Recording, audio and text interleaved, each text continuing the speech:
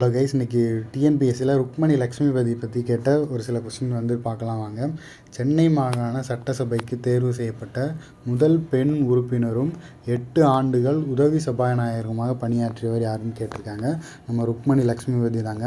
என்னென்னா முத்துலக்ஷ்மி ரெட்டி அவங்க பார்த்திங்கன்னா 1926 எம்எல்சியாக இருந்திருப்பாங்க. அதாவது சட்ட மேலவையோட உறுப்பினராக நியமனம் செய்யப்பட்ட முதல் பெண் யார் அப்படின்னு பார்த்தீங்கன்னா நம்ம முத்துலக்ஷ்மி ரெட்டி.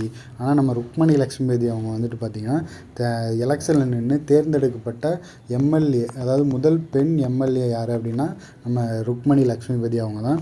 அதுக்கு அவங்களோட சட்டமன்ற சாதனைகள் பாருங்கள். 1937 ஆண்டில் சென்னை மாகாண சட்டமன்றத்தின் முதல் பெண் உறுப்பினர்.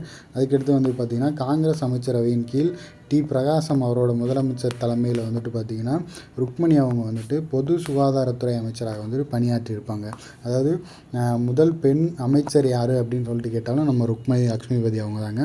நெக்ஸ்ட்டு பார்த்திங்கன்னா முதலமைச்சர் சுப்பராயன் தலைமையில் 3வது முறையாக நீதி கட்சி ஆட்சி அமைத்த போது சுதந்திர அமைச்சரவையில் முதல் பெண் சபாநாயகர் யாருன்னு கேட்டிருக்காங்க.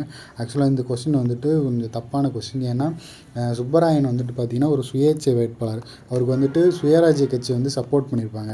ஸோ இது நீதி கட்சியோட அமைச்சரவையில் இல்லை. ஸோ அவங்க சுயேட்சை அவரோட ஆட்சியில் பார்த்திங்கன்னா நம்ம ருக்மணி லக்ஷ்மிபதி அவங்க துணை சபாநாயகராக இருந்திருப்பாங்க. நம்ம மேலே பார்த்தோம் 8 ஆண்டுகள் உதவி சபாநாயகராக பணியாற்றியவர் யார் அப்படின்னா நம்ம ருக்மணி லக்ஷ்மிபதி அவங்க தான்.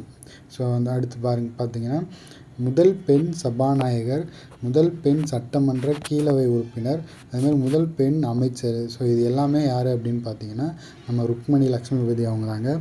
ஸோ இது இம்பார்ட்டண்டான டேட்டா. இது ரிப்பீட்டடாக கேட்டே இருக்காங்க. நோட் பண்ணி வச்சுக்கோங்க. நன்றி, வணக்கம்.